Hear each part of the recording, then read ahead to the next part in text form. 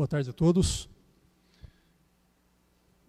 Bom, iniciaremos agora a 12ª sessão técnica, satélites e foguetes de sondagem. Antes de mais nada, agradeço a presença de todos, agradeço a participação no CIGE, e eu gostaria de compor a mesa aqui com os autores dos trabalhos. Então, a ordem dos trabalhos será a seguinte. O primeiro trabalho é intitulado PSAT, Sistema de Pedidos de Enlace Satelital, Etapa Inicial. Então, eu gostaria de compor a mesa aqui com os autores. Então, senhor, por favor, o senhor é o Tomás de Aquino, por favor.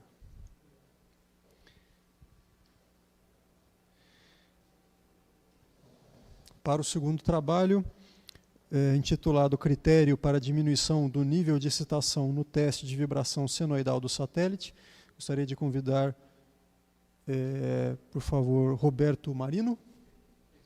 Por favor, pode ficar já. E o terceiro trabalho, intitulado Viabilização de Controle de Rolamento para Foguetes de Sondagem. Pergunto se tem algum dos autores presentes. O João Rafael, ou o professor Willer, ou o Carlos Paiva? Não. Bom, então aguardaremos o início, se porventura algum deles apareça. Bom, então, deixa eu me apresentar agora que a mesa está composta. Eu sou o professor René, eu trabalho aqui no Instituto Tecnológico de Aeronáutica, eu trabalho com a área de materiais energéticos. Bom, e essa sessão, ela, assim como todas as outras têm acontecido, ela terá uma duração máxima de aproximadamente 45 minutos, sendo que dispomos de 15 minutos para cada trabalho. Tá? Bom, então, como eu comentei, o primeiro trabalho na ordem aqui é o trabalho do Dr. Tomás Botelho, intitulado Sistemas de Pedido de Enlace Satelital, Etapa Inicial. Então, como todos acredito que já assistiram o vídeo ou tiveram oportunidade, mas apesar de tudo eu gostaria de solicitar ao Dr. Tomás que fizesse para a gente um overview, um resumo do seu trabalho em um tempo um pouquinho mais reduzido. Poderia ser? Obrigado. Eu que agradeço. Boa tarde, pessoal. Eu sou o comandante Aquino, Tomás de Aquino, e trabalho no CASNAV. A gente desenvolve software para o Ministério da Defesa. E o PSAT é um sistema de pedidos satelitais, pedidos de recursos satelitais para o SGDC, que é o nosso satélite geoestacionário de defesa e comunicações estratégicas. Esse processo, na realidade, ele é um software de automatização de um processo de fluxo documental em que o COTER, o Comopinav e o COMAI solicitam banda, solicitam área e solicitam períodos de uso dessa banda do satélite quando tem operações.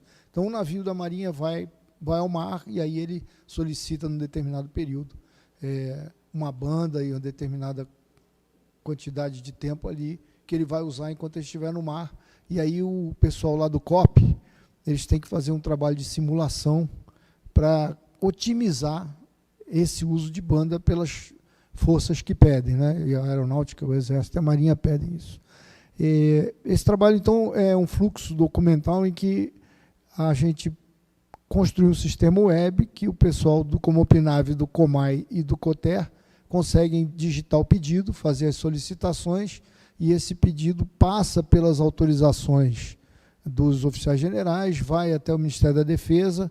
No Ministério da Defesa é feita uma primeira abordagem sobre a validade do pedido, ele pode ser recusado lá também, e ele sendo validado, ele segue para o COP, e aí no COP é feita uma simulação.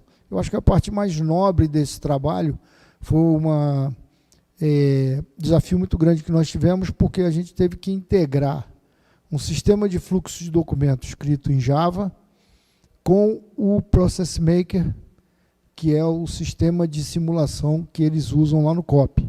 Então, a gente teve que escovar bastante bit para entender como é que funcionava lá essa interface. A gente não tinha uma API, a gente teve que descobrir, junto com os técnicos do COP, a gente consegue, então, passar as informações do documento, elas entram automaticamente no Process Maker, e aí acontece a simulação, e a otimização, e a saída desse sistema ao Process Maker dá para fazer ou não dá para fazer.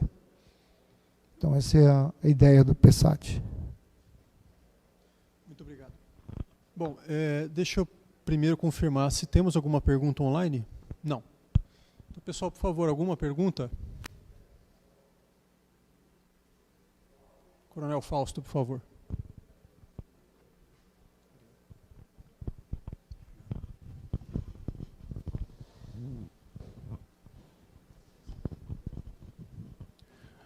Boa tarde, comandante. Só a minha pergunta é uma pergunta até mesmo de curiosidade da implementação e do uso desse sistema, né? Como se o senhor tem ciência de, nos últimos anos, desde quando ele começou a operar, ou se é que tem mais de um ano que está operando, que eu também desconheço, como tem sido o volume de utilização dele nas 3 forças, né? Se existe alguma que está usando mais ou usando menos, ou se o uso dele tem sido uma constante, ou se tem aumentado com o passar do tempo, até mesmo porque quando ele se inicia, poucas pessoas conhecem e começa a se difundir, e se tem sido uma crescente, né, essa demanda do uso do sistema, né? Essa é a minha pergunta, né? Boa, Coronel Fausto, obrigado pela gentileza da pergunta. O que acontece nesse momento é que o sistema ele foi entregue ao Ministério da Defesa, mas ele ainda não entrou no ar. Tá? Nós levamos mais ou menos um ano para construir. Na verdade, a gente estava desenvolvendo um outro software para o Ministério da Defesa, o MDLP, e aí, por problemas de atraso mesmo, de coisas que a gente não conseguiu, sobrou um HH, e aí eles nos pediram para fazer o PSAT, a gente fez. A gente fez e entregou em abril, e depois dessa entrega, para a subchefia de comando e controle, a gente está dependendo aí de uma instrução normativa que vai regulamentar a entrada do sistema, mas a gente fez todos os testes de homologação e ele está pronto para entrar em funcionamento. Embora, pelo que a gente aprendeu, eu diria que quem costuma pedir mais ou usar mais é a Marinha, quando os navios saem. Porque o Exército, de certa forma, ele tem as estações terrestres e ele se resolve com elas, e ele tem uma gerência diferente lá no satélite. Então, e a aeronáutica faz os pedidos normais. Então, quem usa pelos testes, né, quem usa um pouco mais é a Marinha, seguido da aeronáutica. Eu que agradeço.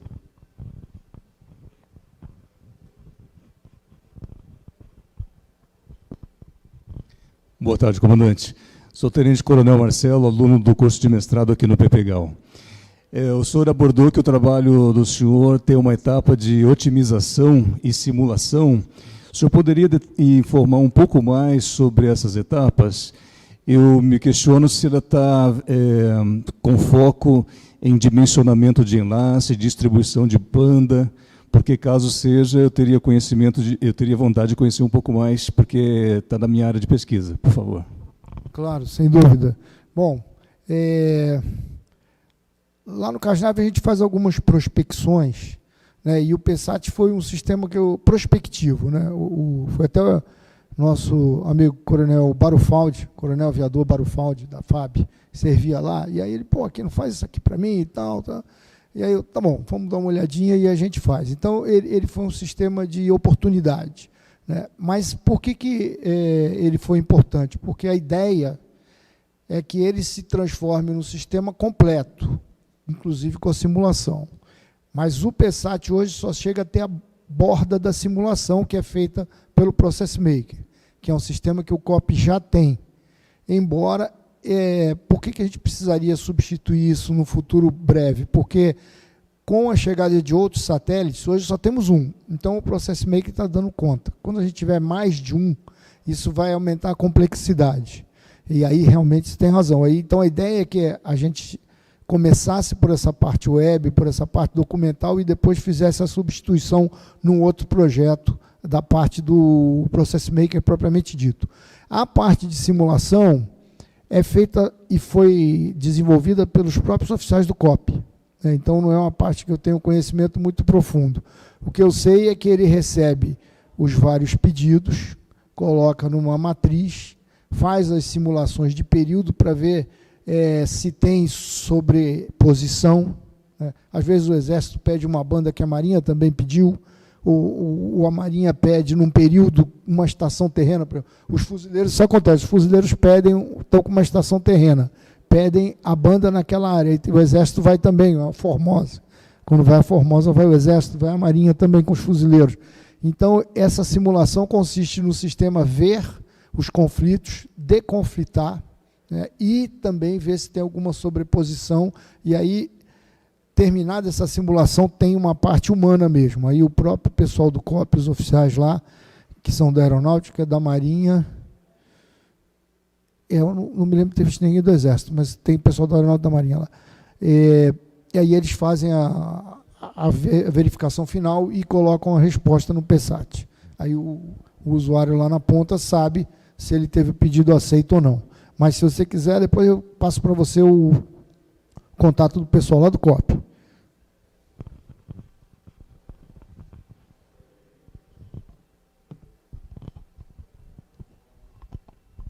Boa tarde. Sou o Tenente Coronel Moreira, aluno de doutorado aqui do ITA. Eu tenho uma dúvida, na verdade, não necessariamente ligada ao tema do artigo, mas como o senhor tem familiaridade com o assunto, primeiro checar se o senhor sabe, depois se pode falar do assunto, né? Dentro do Sistema Militar de Comando e Controle, o SISMC2, qual é hoje o nível de integração entre os sistemas das forças Exército, Marinha e Aeronáutica e o SISMC2, e se está trafegando, está utilizando o SGDC atualmente? Bom, muito obrigado pela pergunta, Coronel, muito obrigado mesmo.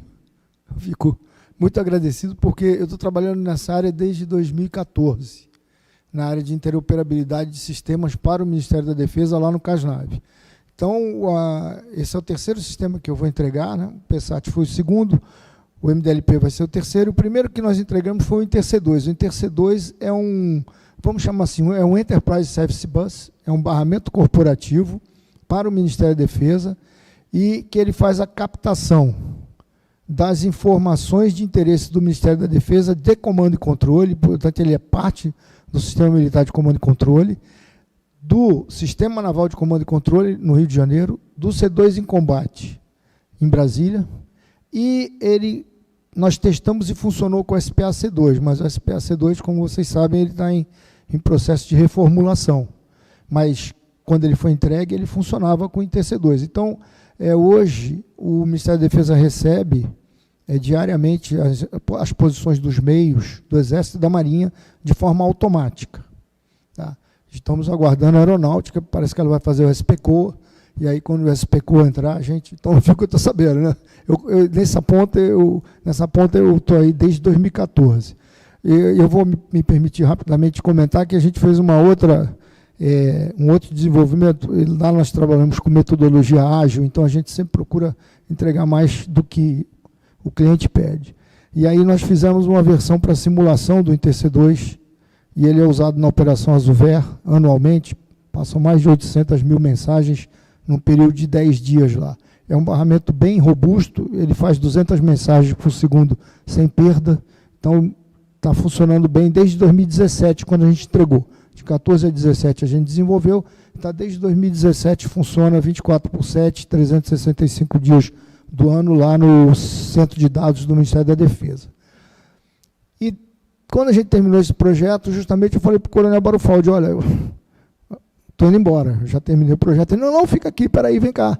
E aí, vamos fazer isso no tático. Então, agora a gente está desenvolvendo um projeto bastante bonito, inclusive o Coronel Cecílio, lá do IME, que trabalhou no projeto RDS, está contratado no projeto, então tem gente da Marinha, tem gente do Exército. O MDLP se propõe a ser um Multi-Data Link Processor, ele vai ser uma espécie de um barramento no tático. Então, já está ligando os dois links da Marinha, Yankee Bravo e externa, ou seja, você pode ter duas redes diferentes de Marinha e elas conseguem trocar mensagem. E esse ano a gente fechou, agora o mês passado, com o BR2 da FAB. A gente está trabalhando diretamente com a EL e a gente já conseguiu converter as mensagens de BR2 para externa e de externa para BR2. Então, a ideia é que o avião possa, pelo link de dados, passar para a estação terrena, coloca no MDLP e aparece lá na console do navio. Tá? Então, a parte da FAB a gente está terminando esse ano, a da Marinha a gente terminou o ano passado, que foram os dois links, e o ano que vem a gente pretende fazer com RDS, que é o nosso rádio definido para o software, que o CETEX deve entregar o ano que vem. Aí a gente liga a Marinha, Exército, Aeronáutica em Datalinks. A gente espera esse, e aí a gente vai entregar o protótipo para a Brasa Industrial de Defesa. Muito obrigado. Excelente, está bem mais maduro do que eu imaginava, na verdade. Parabéns. Bom, agradeço as perguntas. Como a gente estourou o tempo, eu vou pedir que quem tiver qualquer outra dúvida, acredito que possa encaminhar por e-mail para o comandante. Então vamos passar agora para o segundo trabalho, para o trabalho intitulado Critério para a diminuição do nível de excitação no teste de vibração senoidal do satélite. E eu gostaria de solicitar para o Dr. Roberto Marino que fizesse da mesma forma, um resumo de alguns minutos ali do seu trabalho, por favor. Tá certo. Meu nome é Roberto Marino, eu sou engenheiro de... Isso aqui já está, né? Alô? Alô? Eu sou engenheiro de desenvolvimento tecnológico aqui no INPE, trabalho na divisão de sistemas espaciais, tenho trabalhado aí já há um bom tempo aí nos programas de satélite. O coautor do trabalho também é do INPE, o Dr. Walter Abrão, também engenheiro de desenvolvimento tecnológico. Bom, o meu trabalho, basicamente, eu apresento no trabalho um critério para a diminuição do nível de excitação durante o teste de vibração senoidal do satélite. A gente tem utilizado dentro do programa CIBERS, né?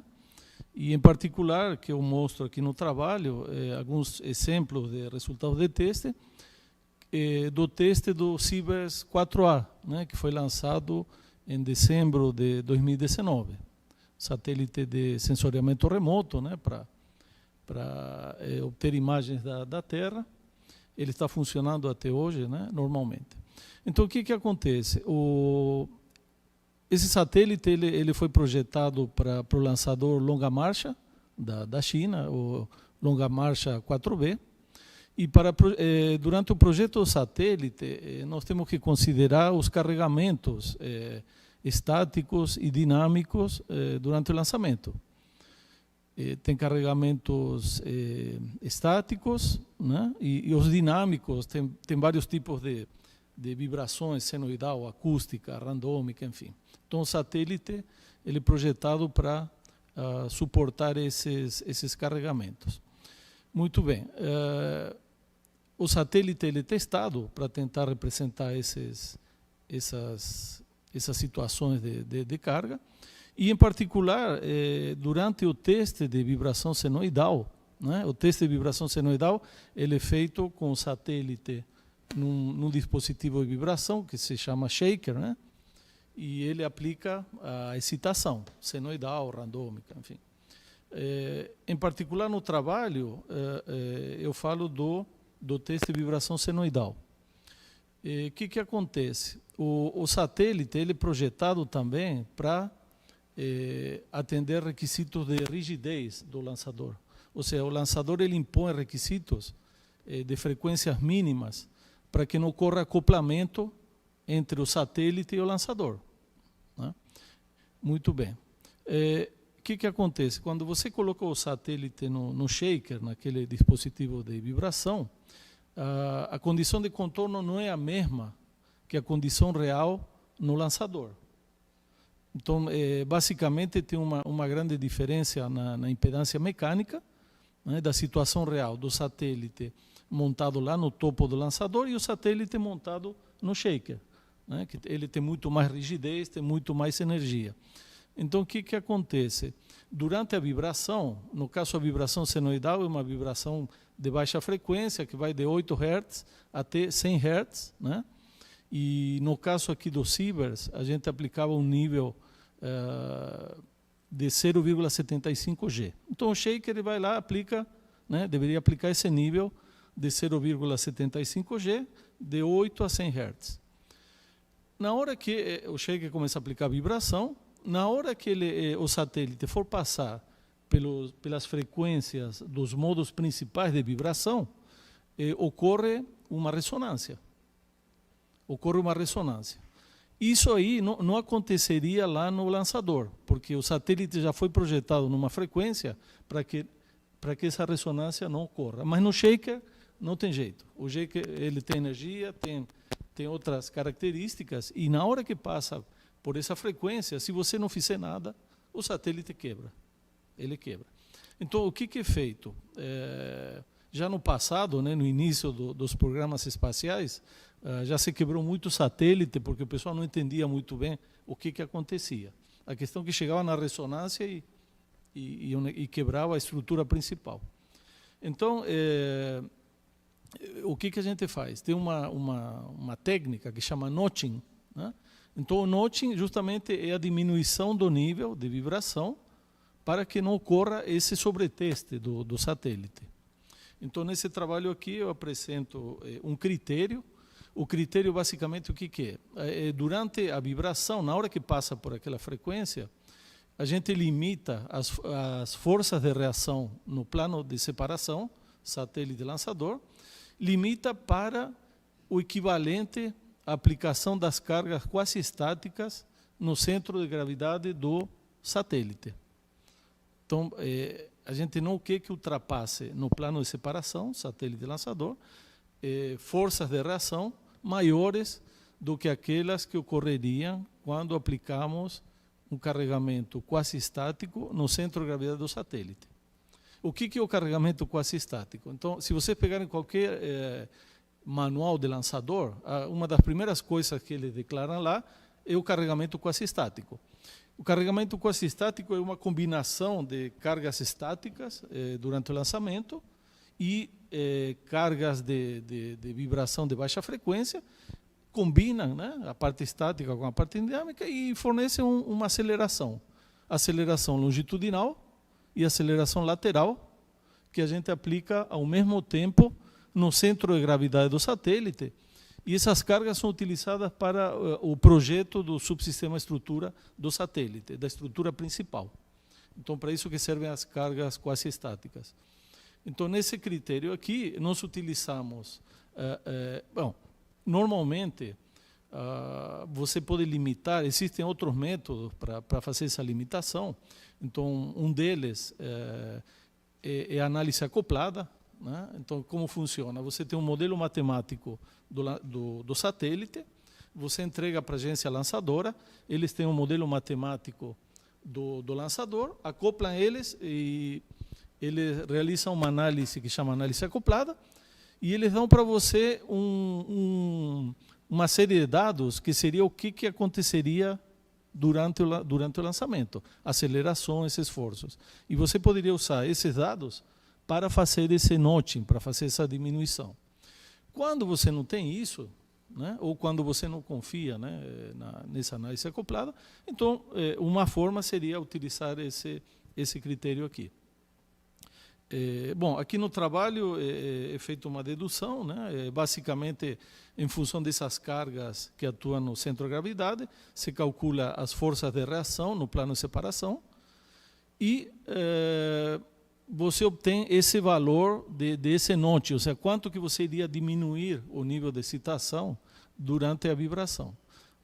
A gente utiliza, bom, aqui não dá para ver na figura, né, mas nós colocamos extensômetros, strain gauge no adaptador e fazemos uma calibração também, aplica antes da vibração senoidal, aplica um carregamento que a gente chama de sine duel, que basicamente é uma simulação de uma carga estática no shaker, numa frequência muito baixa, e com isso a gente consegue calibrar esses strain gauges, os extensômetros, e determinar um valor de microdeformação, que vai ser, ou seja, e esse valor vai ser o valor máximo que a gente não pode ultrapassar na hora da ressonância, né? Então, o shaker, a gente coloca esses dados lá no sistema de controle do shaker e ele automaticamente, né, determina, bom, o valor, esse valor de microdeformação de um certo extensômetro. Então, o shaker ele vai vendo, na hora que começar a subir, automaticamente ele vai diminuindo o nível de excitação para você não ultrapassar aquele valor. E isso que é o notching. Na realidade, o notching é isso, é diminuir, né, o nível de excitação naquela frequência para que não tenha ressonância, para que você não sobreteste a estrutura. É basicamente isso, né? Que no trabalho, enfim, tem várias curvas aqui, mas não sei se Muito obrigado. está claro aí para o pessoal.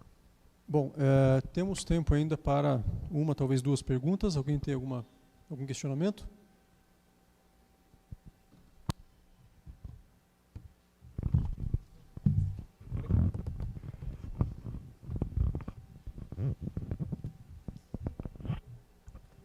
Eu imagino que os satélites do INPE eles têm um modelo de engenharia, um modelo de qualificação e um modelo de voo, né? Esses que passam por esse ensaio, que eventualmente poderia chegar até uma situação destrutiva, né? Se você chegasse na frequência de ressonância, eles acontecem com qual modelo? É legal essa pergunta. Na verdade, você tem uma... muito boa pergunta. Você, na realidade, quando começa um projeto, você tem uma filosofia de desenvolvimento. Então, você poderia ter uma filosofia prototype, e a prototype significa que, sim, você vai passar por modelos anteriores ao modelo de voo para testar, né? Então, você poderia ter um modelo estrutural só para fazer ensaio estático, ensaio dinâmico, e depois você chega no modelo de voo, que você testa ele, né? Esses outros modelos você testa um nível de qualificação. E quando chega no modelo de voo, você testa um nível de aceitação, que a gente chama que é um nível menor. Mas você pode estar numa filosofia proto-flight, que foi no caso do Sivers 4A. Então, nesse satélite, a gente não teve modelo de desenvolvimento, modelo de qualificação estrutural, e fomos direto para o modelo de voo. Só que aí o modelo de voo ele é considerado, na filosofia proto-flight, você testa no nível, ou seja, você tem 3 níveis, basicamente. Tem o nível de voo, o flight level, que é o nível normal que ocorreria no lançamento. Você tem um nível de qualificação, que coloca um fator, 1,5, né? E você qualifica. E, no caso, tem um nível proto-flight, que é um nível intermediário. Então, ocorre quando você vai fazer o teste no modelo de voo. Então, você monta o modelo de voo e, nesse próprio teste, você já testa ele nesse nível. O NOT é necessário para caramba, né? Então, muito notching, importante. Você pode ter notching primário, que é para proteger a estrutura primária do satélite. Ou seja, o satélite, quando ele está vibrando, você vibra ele na lateral e na longitudinal. Se você não fizer nada, na lateral ele quebra aqui embaixo. Não tem como, né? E na longitudinal, às vezes, não é tão crítico. Você também pode ter notching secundário, que é para proteger, ou seja, além dos primeiros modos de vibração da estrutura, lateral e longitudinal, você tem diferentes modos de vibração locais, que são do acoplamento do equipamento com a estrutura. Você também faz notching para proteger o equipamento, né? Então, você tem que fazer várias coisas para não ocorrer falhas, né? Para não sobretestar, basicamente. Muito importante, parabéns pelo trabalho. Obrigado.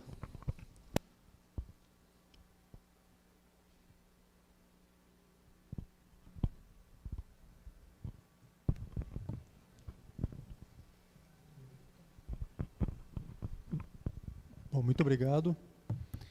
Vamos passar então agora para o terceiro trabalho. Ressalto mais uma vez, quem tiver algum questionamento adicional pode fazer por e-mail para o Dr. Roberto. Então passaremos agora para o terceiro trabalho, a viabilização de controle de rolamento para foguetes de sondagem. Eu gostaria de pedir ao João Rafael que fizesse uma resenha aí de 5 minutos sobre o trabalho, por favor. Boa tarde, eu gostaria de pedir desculpa inicialmente o meu leve atraso, mas partindo já, né, me apresento um pouco, sou aluno da graduação daqui do ITA. Esse trabalho faz parte da minha iniciação científica e, basicamente, a ideia dessa pesquisa foi que aqui no ITA a gente tem algumas iniciativas, né, de alguns grupos de estudo, etc., e participamos de competição de cunho universitário. E, no caso, faço parte da ITA Rocket Design, a equipe de foguete modelismo daqui da instituição, e foi percebido que nas competições aqui no Brasil, principalmente, que controle é algo pouco utilizado pelas equipes. E, nesse sentido, a gente decidiu, né, observando a visão estratégica da equipe, é tentar implementar esse tipo de tecnologia no nosso foguete para que tenhamos melhor desempenho nas competições. Isso tanto no Brasil quanto lá fora. Por exemplo, participando da Latin American Space Challenge ou Spaceport America Cup.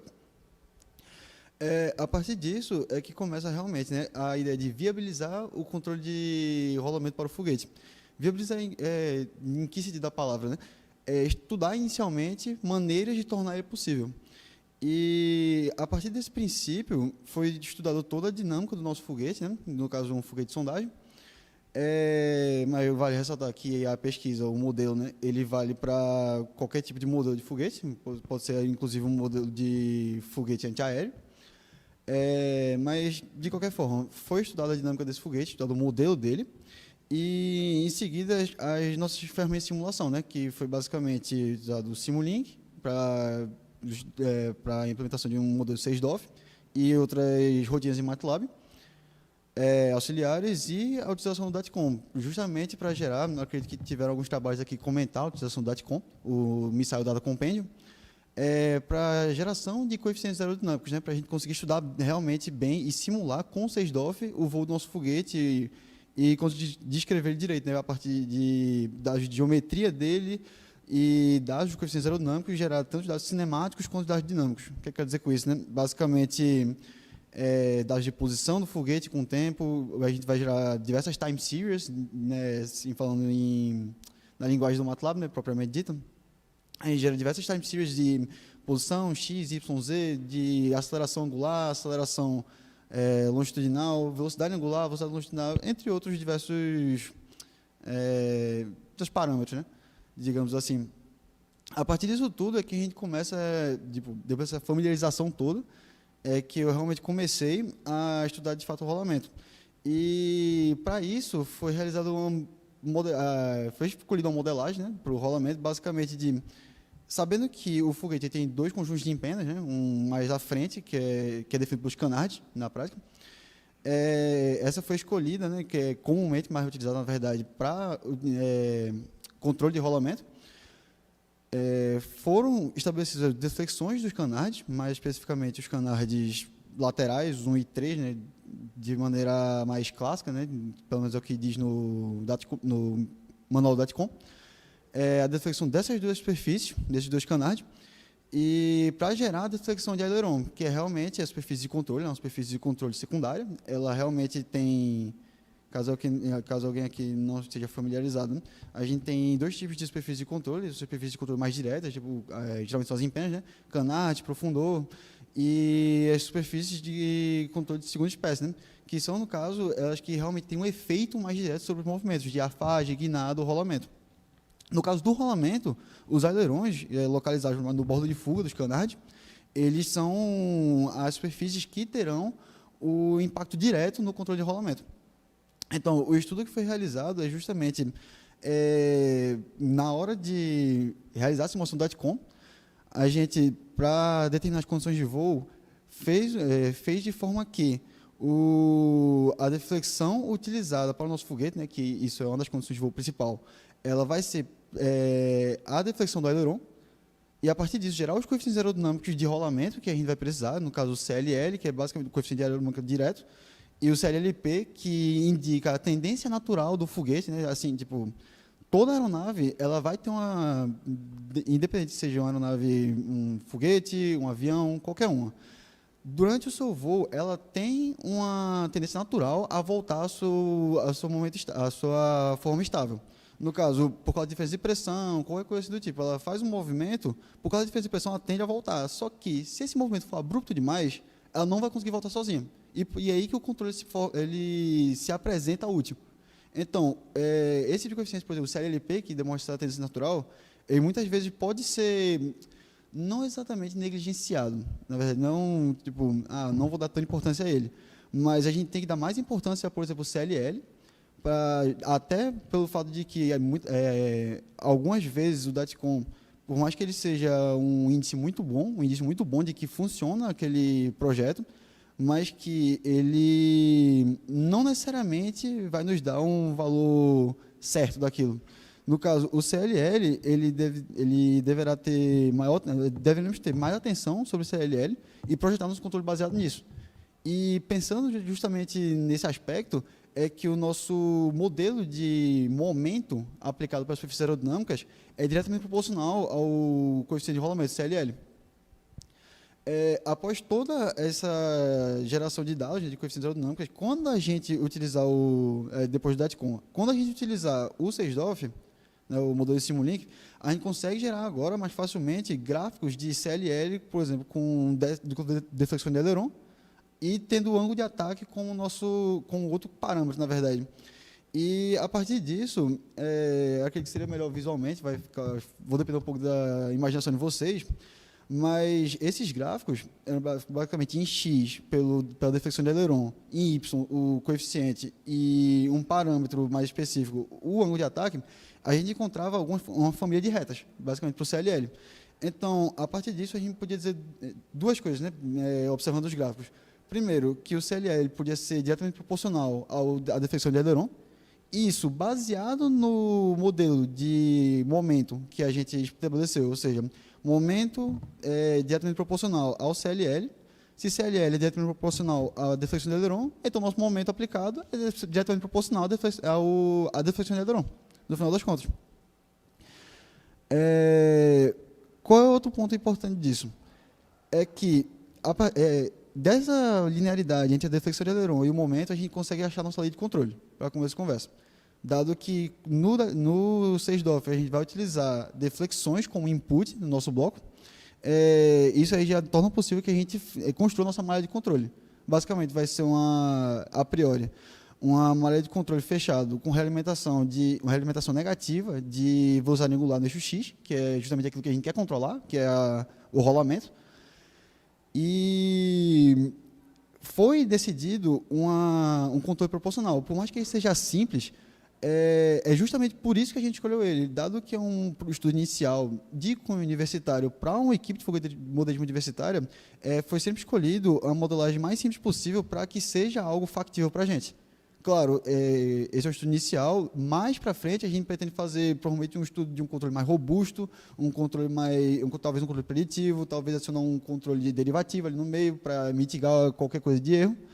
Mas, a priori, priorizou-se, na verdade, um estudo mais simples, até desacoplando o movimento. No caso, foi realizado apenas o controle de rolamento desacoplado, não tinha deflexão nem em Y nem em Z. No caso, o que eu quero dizer com isso? Não tinha nem arfagem nem guinada no nosso foguete, nas simulações. E isso faz sentido, porque o foguete da gente, na competição, ele vai ter um apoio relativamente curto, cerca de 3.000 metros, e o voo dele é rápido. Né? Então, para ser um voo relativamente sem muita perturbação, dadas as condições de voo no momento da competição. E isso tudo corrobora para o nosso estudo mais simplificado. Outro ponto importante é que, nos gráficos de coeficiente de rolamento, é observado que, a partir de um ângulo de ataque logo após 4 graus, assim, próximo de 6 graus, você já começa a observar uma diminuição muito grande do coeficiente de rolamento. Dado o nosso modelo inicial, se o coeficiente de rolamento é pequeno, o momento que a gente consegue aplicar também vai ser muito pequeno. Se isso acontece, a gente não consegue controlar o nosso foguete direito. Então, daí, a gente já tira um requisito de projeto de controle, né? Porque ele só vai ser efetivo para voos com pequenos ângulos de ataque. Isso aí corrobora também para a nossa análise simplificada, com ângulos de ataque pequeno. Porque a gente já consegue desacoplar bem os movimentos, tanto de ângulo de ataque, quanto ângulo de derrapamento, quanto ângulo de rolamento. A gente sempre vai priorizar uma análise simplificada nesse sentido. Outro aspecto importante, né, voltando agora um pouco para a malha, é que dela a gente consegue extrair outro requisito, inclusive, porque vamos procurar, por mais que seja um controle proporcional, que ele tenha uma resposta mais rápida possível. Então, o que a gente realiza? Né? Realiza diversas simulações, observando como é que se comporta a partir obviamente, de uma perturbação. Foi utilizado um bloco de gerador de perturbação, uma perturbação impulso simples, e com a observação do gráfico de velocidade angular no eixo X, né, do nosso P, a gente consegue observar o quão bom nosso ganho está sendo, né, o quão efetivo ele está sendo. E isso é de uma maneira bem clássica, na verdade, vendo o tempo de queda entre aspas, né, de 100% da nossa força angular até 10% desse valor. Com isso aí, a gente já tem um bom parâmetro para dizer que nosso controle está sendo efetivo, por mais que as condições sejam simples, mas durante o voo as condições são simples, e já obtemos outro requisito, inclusive, que é justamente da malha de controle que a gente tem que utilizar, né, qual o ganho que a gente vai ter que utilizar, e a definição de fato dele, né, a gente tem um ganho teórico, mas a gente não necessariamente pode garantir que a equipe vai conseguir fazer ele, né, porque a gente sempre tem alguma limitação mecânica, alguma limitação física. Então, a pesquisa, basicamente, ela serviu para obter alguns requisitos, né, de malha de controle, de malha de controle e de voo, inclusive, para dar um passo inicial, eu diria, acredito que a pesquisa pode evoluir muito, para conseguir fazer esse controle de rolamento ser efetivo e permitir que o apogeu seja mais alcançado mais aproximadamente, né? Que é justamente o nosso intuito, de chegar o mais próximo possível de 3.000 metros. Não é passar muito, 3.200 metros, é chegar o mais próximo possível, tipo, 3.040 metros estaria ótimo para a gente. Então, a ideia é justamente realizar esse estudo inicial para tornar o nosso controle o melhor possível e o apogeu o mais próximo possível de 3.000 metros. Eu acredito que seja isso. Muito obrigado, João. Temos tempo para uma pergunta rápida.